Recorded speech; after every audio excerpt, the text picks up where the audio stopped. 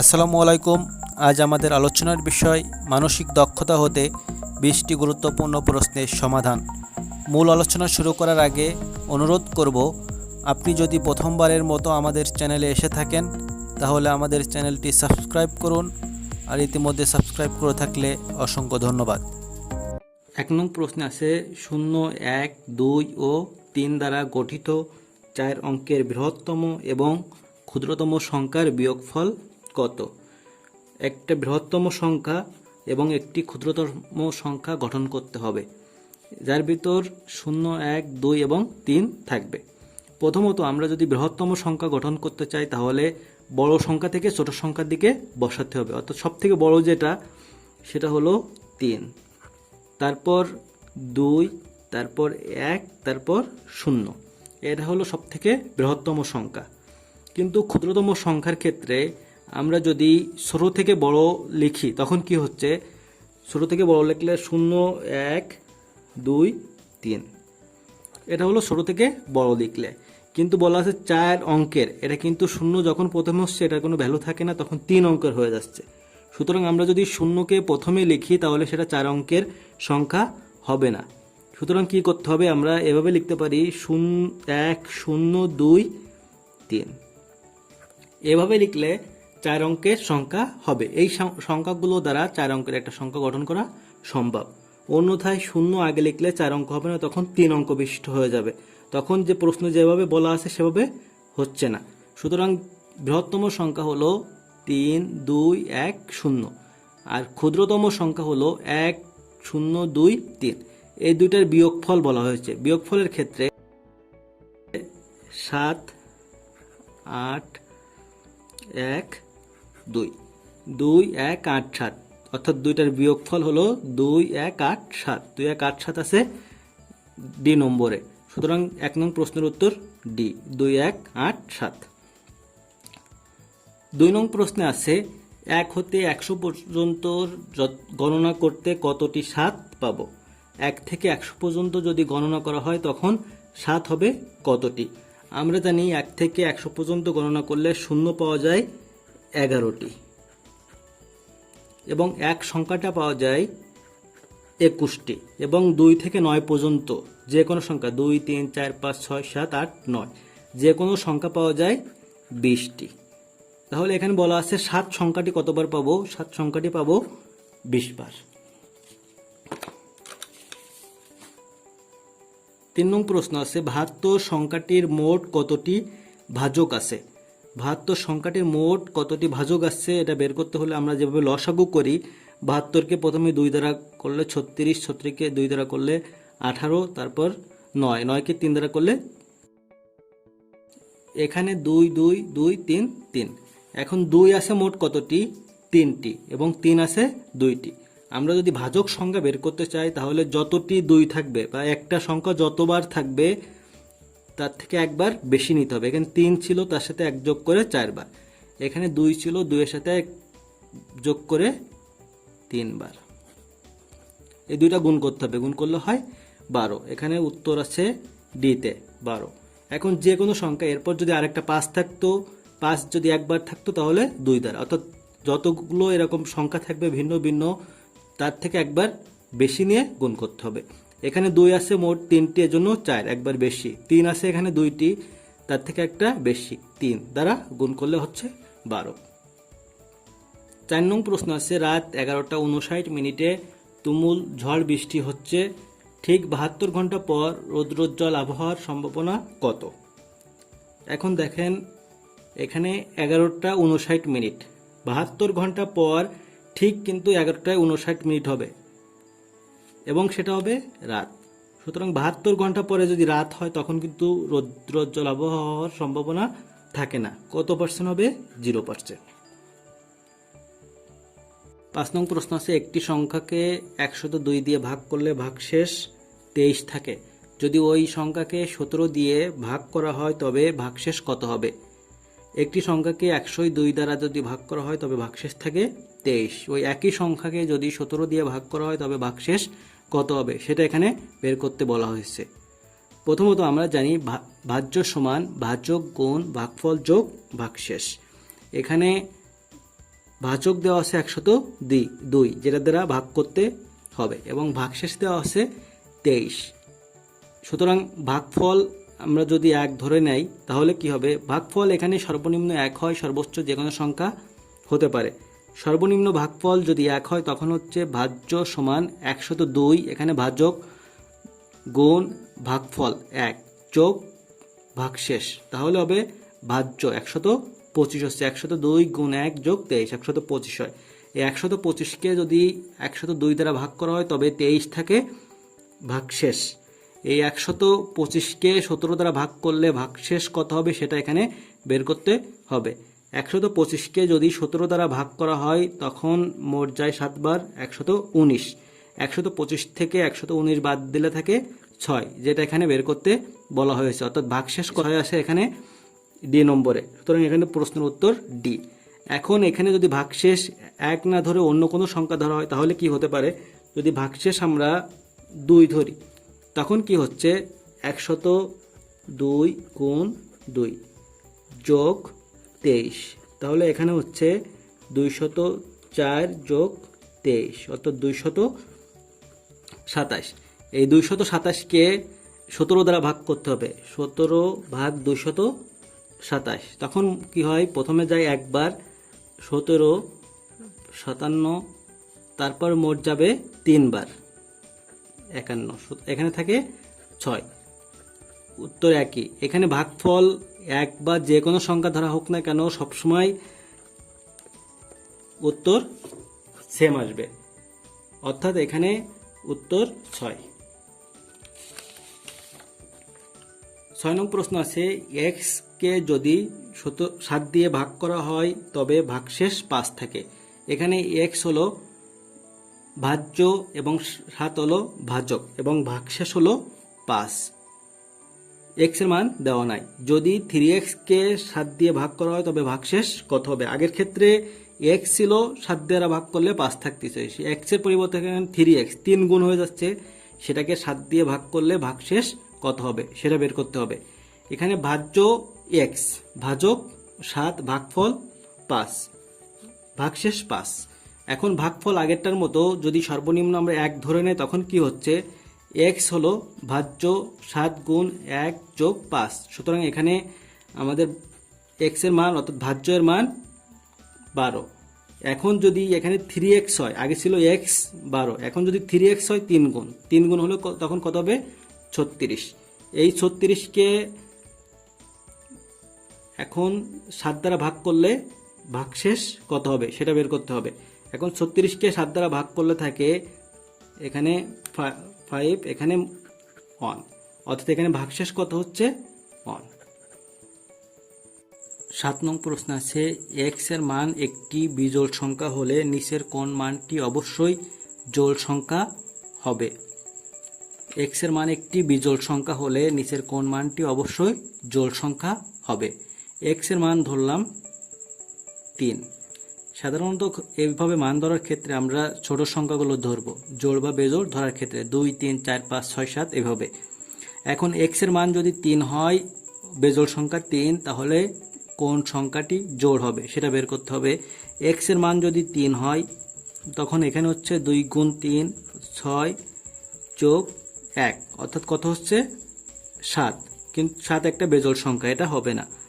X এর মান যদি 3 হয় তখন কত হচ্ছে 3 আর 1 4, অর্থাৎ 2 গুণ 4 8, এটা একটি জোড় সংখ্যা যেটা এখানে উত্তর চাওয়া হয়েছে, সুতরাং উত্তর খ, জোড় সংখ্যা হচ্ছে 8। কিন্তু এক্স এর মান যদি এখানে 3 হতো তাহলে কত, 3 2 6 বিয়োগ 1 5, 5 বিজোড় সংখ্যা, এটা উত্তর হবে না। এক্স এর মান 3 হলে 3 বিয়োগ 2 1, সুতরাং এখানে উত্তর হচ্ছে শুধুমাত্র খতে 8। 8 নং প্রশ্ন আছে, এক্স ও ওয়াই এর মান দুটি ক্রমিক জোড় সংখ্যা হলে নিচের কোনটি বিজোড় হবে। এখানে বলা আছে এক্স ও ওয়াই এর মান দুটি ক্রমিক সংখ্যা হতে হবে এবং ক্রমিক জোড় সংখ্যা, জোড় সংখ্যা এবং ক্রমিক। তাহলে আমরা ধরতে পারি জোড় সংখ্যার ক্ষেত্রে 2 এবং 4 ক্রমিক জোড় সংখ্যা। এক্স এর মান 2 এবং ওয়াই এর মান 4। এক্স এর মান যদি 2 হয় 2 এর স্কোয়ার করলে 4, জোড় সংখ্যা, কিন্তু উত্তর চাওয়া হয়েছে বেজোড়। ওয়াই এর মান 4 হলে 4 স্কোয়ার 16 জোড় সংখ্যা। এক্স এর মান যদি 2 হয় 2 স্কোয়ার যোগ 1 অর্থাৎ 4 যোগ 1 সমান 5, 5 বেজোড় সংখ্যা, যেটা উত্তর। এখানে ওয়াই এর মান 4 ধরলে 4 স্কোয়ার যোগ 4 16 যোগ 4 20, সুতরাং উত্তর হচ্ছে গ, এক্স স্কোয়ার প্লাস 1। 9 নং প্রশ্ন আছে 5টি পূর্ণ সংখ্যার গুণফল যদি বেজোড় হয়। 5টি পূর্ণ সংখ্যার গুণফল যদি বেজোড় হয় তাহলে উক্ত 5টি পূর্ণ সংখ্যার ঠিক কতটি বিজোড় সংখ্যা হতে হবে। 5টি পূর্ণ সংখ্যার গুণফল হতে হবে বেজোড়, তাহলে 5টি সংখ্যার মধ্যে কতটি বেজোড় সংখ্যা থাকতে হবে। আমরা জানি 2 বা ততোধিক সংখ্যার গুণফল জোড় হবে যখন কমপক্ষে একটি জোড় সংখ্যা থাকবে, অর্থাৎ 2 এর অধিক সংখ্যা যদি গুণ করা হয় তখন জোড় হবে যখন এই 2 বা ততোধিক সংখ্যার মধ্যে একটি সংখ্যা যদি জোড় থাকে, তাহলে ফলাফল হবে জোড়। কিন্তু এখানে বলা আছে 5টি সংখ্যা, 2 এর বেশি, তার গুণফল হতে হবে বেজোড়। অর্থাৎ 5টি সংখ্যার গুণফল যদি বেজোড় হতে হয় তাহলে 5টি সংখ্যার মধ্যে কতটি বেজোড় হতে হবে? 5টি সংখ্যার মধ্যে 5টি বেজোড় হতে হবে, কারণ আমরা জানি যে 5টি সংখ্যার মধ্যে একটি যদি জোড় হয়ে যায় তখন আর ফলাফল এখানে বেজোড় হবে না, তখন জোড় হবে। সুতরাং 5টি সংখ্যার মধ্যে বেজোড় হতে হলে 5টি সংখ্যাকে বেজোড় করতে হবে, অর্থাৎ উত্তর ঘ 5। প্রশ্ন আছে √1 যোগ √1 এর বর্গ কত? স্বাভাবিকভাবে √1 যোগ √1 করলে কত হয়? 2√1, সেটাকে বর্গ করতে হবে। তাহলে 2কে বর্গ করলে হয় 4, √1 এর বর্গ করলে হয় 1, সুতরাং কত? 4। এখানে উত্তর খ, √1 যোগ √1 এর বর্গ করলে হয় 4। 11 নং প্রশ্ন আছে যদি √3 সমান 3 হয় এবং √7 সমান 7 হয় তাহলে √6 স্কোয়ার সমান কত? √3 এর মান 3, √7 এর মান 7, তাহলে √6 এর মান কত হবে? √6 এর মান 6 এবং সেটার স্কোয়ার করতে বলা হয়েছে, সুতরাং উত্তর হবে 36। শুধু 6 বসালে হবে না, কারণ 6 বসানোর পরে তার উপর স্কোয়ার। 12 নং প্রশ্ন আছে ওয়াই সপ্তাহ ওয়াই দিনে মোট কতদিন আছে? ওয়াই সপ্তাহ ওয়াই দিনে মোট কতদিন আছে? আমরা জানি এক সপ্তাহ সমান 7 দিন, তাহলে ওয়াই সপ্তাহে কতদিন হবে? ওয়াই সপ্তাহ হবে 7 গুণ ওয়াই। এক সপ্তাহে যদি 7 দিন হয় ওয়াই সপ্তাহ হবে 7y দিন, এবং বলা আছে ওয়াই সপ্তাহ ওয়াই দিন। ওয়াই সপ্তাহ হচ্ছে 7y দিন, তার সাথে ওয়াই যোগ করলে 7y সপ্তাহ প্লাস ওয়াই দিন, অর্থাৎ 7y সপ্তাহ সমান 7y দিন। 7y দিনের সাথে ওয়াই যোগ করলে হচ্ছে 8y দিন। এই প্রশ্নগুলো যদিও সহজ, কিন্তু এই প্রশ্নগুলোর মধ্যে ভুল থাকার অনেক সম্ভাবনা থাকে। যেমন মনে করুন √6 এর পরিবর্তে অনেকে শুধুমাত্র স্কোয়ার না করে শুধুমাত্র 6 বসে আসতে পারে। এখানে √1 এর পরিবর্তে অনেকে কি করবে? শুধুমাত্র 2 উত্তর দিতে পারে। সুতরাং এই প্রশ্নগুলো সহজ হলেও এটা একটু সতর্কতার সাথে অ্যান্সার করতে হবে। 13 নং প্রশ্ন আছে ময়ূর ও হরিণ একত্রে 80টি। ময়ূর ও হরিণ একত্রে 80টি, কিন্তু তাদের পায়ের সংখ্যা 200টি, তাহলে কতটি ময়ূর আছে? ময়ূর ও হরিণ একত্রে 80টি আছে, কিন্তু ময়ূরের পায়ের সংখ্যা আমরা সাধারণত জানি 2টি এবং হরিণের পায়ের সংখ্যা 4টি। ময়ূর ও হরিণ একত্রে 80টি থাকলেও তাদের মোট পায়ের সংখ্যা 200টি। এখন আমরা সাধারণত ধরে নিলাম ময়ূর আছে xটি, ময়ূর x, তাহলে হরিণ থাকবে কতটি? হরিণ থাকবে 80 মাইনাস xটি। এখন আমরা জানি যেহেতু ময়ূরের পায়ের সংখ্যা 2টি, তাহলে 2 এর সাথে x গুণ যোগ হরিণের পায়ের সংখ্যা যেহেতু 4টি, সুতরাং 80 মাইনাস x এর সাথে 4 গুণ হবে। এখন মোট পায়ের সংখ্যা বলা আছে 200টি, তাহলে এখানে হচ্ছে 2x plus 320 minus 4x equal 200। এখন এ পাশে থাকে 2x এবং এ পাশে যে বিয়োগ হলো 120, তাহলে x এর মান হচ্ছে এখানে 60, অর্থাৎ এখানে ময়ূরের সংখ্যা আছে কতটি? 60টি। 14 নং প্রশ্ন ঠিক 13 নং প্রশ্নের মতো, কিন্তু এখানে একটু পার্থক্য আছে। পার্থক্যটা এরকম, একজন লোকের কিছু মুরগি ও গরু আছে। যদি মাথার সংখ্যা 48 এবং পায়ের সংখ্যা 140 হয়, তাহলে মুরগির সংখ্যা কত? আমরা জানি মুরগির ক্ষেত্রে পায়ের সংখ্যা 2টি এবং গরুর ক্ষেত্রে 4টি, কিন্তু মাথা উভয়ের ক্ষেত্রে 1টি করে হয়। সুতরাং মোট মুরগি ও গরুর সংখ্যা 48। যেহেতু মাথার সংখ্যা বলা আছে 48, সুতরাং আমরা এটা ধরতে পারি বা এটাই হয় যে এখানে মোট মুরগি ও গরুর সংখ্যা 48টি। মুরগি ও গরুর সংখ্যা 48 এবং তাদের পায়ের সংখ্যা 140। সুতরাং এখানে কতটি? মুরগি যদি ধরি xটি, তাহলে গরু হবে 48 মাইনাস x। ঠিক আগের অঙ্কের মতো এখানে যেহেতু মুরগির পায়ের সংখ্যা 2টি করে 2x, যোগ গরুর পায়ের সংখ্যা যদি 4টে করে 48 মাইনাস x, এখানে 4, মোট পায়ের সংখ্যা 140। এখানে 2x যোগ 192 minus 4x equal 140, minus 2x 192 পাশে গেলে থাকে মাইনাস 52, x এর মান এখন কত? 26। সুতরাং এই প্রশ্নের উত্তর 26। 15 নং প্রশ্ন আছে, একদল গরু ও মুরগির পায়ের সমষ্টি তাদের সমষ্টির দ্বিগুণ থেকে 14 বেশি। বলা আছে যে একদল গরু ও মুরগির পায়ের সমষ্টি তাদের সমষ্টির দ্বিগুণ থেকে 14 বেশি। ওই দলে কতগুলো গরু আছে? আমরা জানি গরুর পায়ের সংখ্যা 4টি, কিন্তু মুরগির পায়ের সংখ্যা 2টি। এখন গরু কতগুলো আছে বা টোটাল কতগুলো আছে কিছুই বলা নাই, সুতরাং আমরা আলাদাভাবে ধরতে পারি। ধরলাম গরু আছে এখানে xটি আর মুরগি আছে yটি। সুতরাং এখন যদি পায়ের সংখ্যা বের করতে চাই, তাহলে এখানে পায়ের সমষ্টির কথা বলা আছে। গরুর পা হবে 4xটি আর মুরগির পা হবে 2y। তাহলে এখানে বলা আছে তাদের সমষ্টি। তাদের সমষ্টির ক্ষেত্রে কিন্তু এর সাথে কোনো কিছু গুণ হবে না। x আর y হলো তাদের সমষ্টি, গরু এবং মুরগি। তাদের সমষ্টির দ্বিগুণ বলা আছে। দ্বিগুণ থেকেও এটা কত বেশি? 14 বেশি। সাধারণত এখানে যে পাশে কম সে পাশে যোগ করতে হয় বা বেশি পাশ থেকে বাদ দিতে হয়। কম পাশে এখানে যোগ করলাম কত?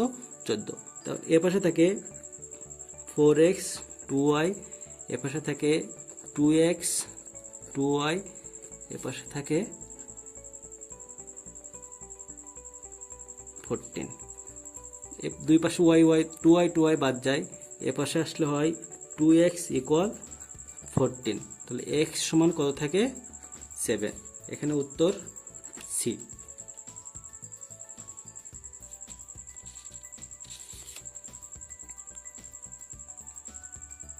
16 নং প্রশ্ন আছে, নিঃশব্দ পরিবেশে ঘড়ির টিক টিক শব্দ কতদূর পর্যন্ত শোনা যাবে? নিঃশব্দ পরিবেশে ঘড়ির টিক টিক শব্দ কতদূর পর্যন্ত শোনা যাবে? এখানে প্রথমেই বলা আছে যে নিঃশব্দ পরিবেশ। নিঃশব্দ পরিবেশ যেহেতু সেহেতু কোনো শব্দ থাকার কথা না, সুতরাং নিঃশব্দ পরিবেশে ঘড়ির টিক টিক শব্দ কোথাও শুনতে পাওয়া যাবে না। অর্থাৎ এখানে উত্তর হবে কোনো শব্দই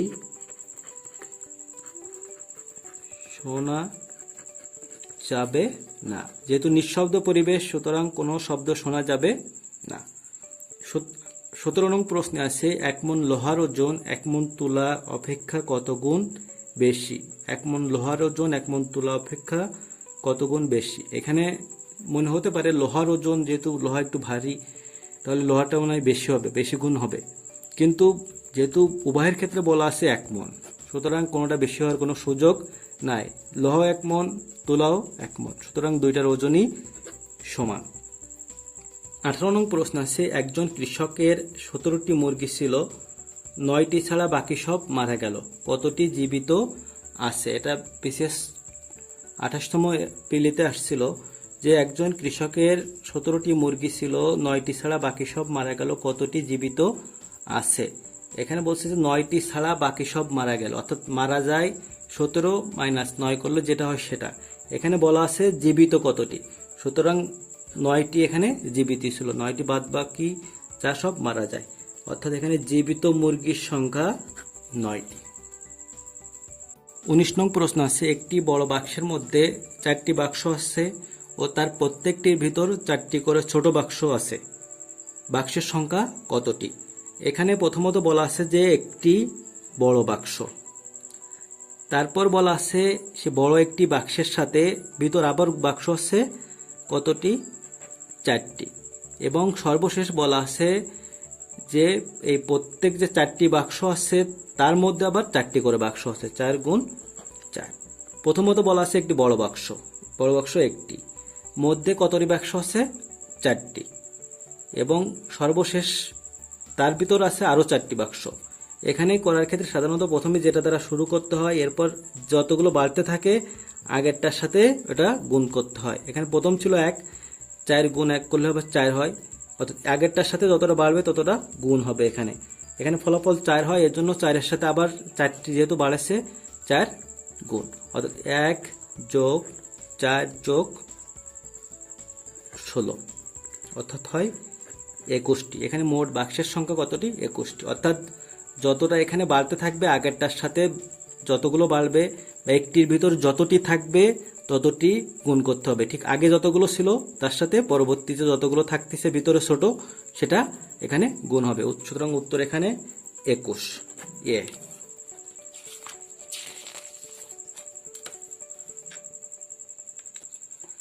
20 নং প্রশ্ন আছে, একটি বড় বাক্সের মধ্যে 6টি বাক্স আছে ও তার প্রত্যেকটির মধ্যে 6টি করে ছোট বাক্স আছে, মোট বাক্সের সংখ্যা কতটি? প্রথমত একটি বড় বাক্স, তার মধ্যে বাক্স আছে 6টি, অর্থাৎ এই 1-এর সাথে গুণ হবে 6, এবং এই 6টি যে বাক্স আছে সেই 6টির মধ্যে আরও 6টি করে আছে, প্রত্যেকটার মধ্যে 6টি করে, এখানে গুণ করলে হয় 6, 6-এর সাথে 6 গুণ 1 যোগ 6 যোগ 36, অর্থাৎ এখানে থাকবে যোগ করলে হয় 43, উত্তর ডি। ধন্যবাদ সকলকে।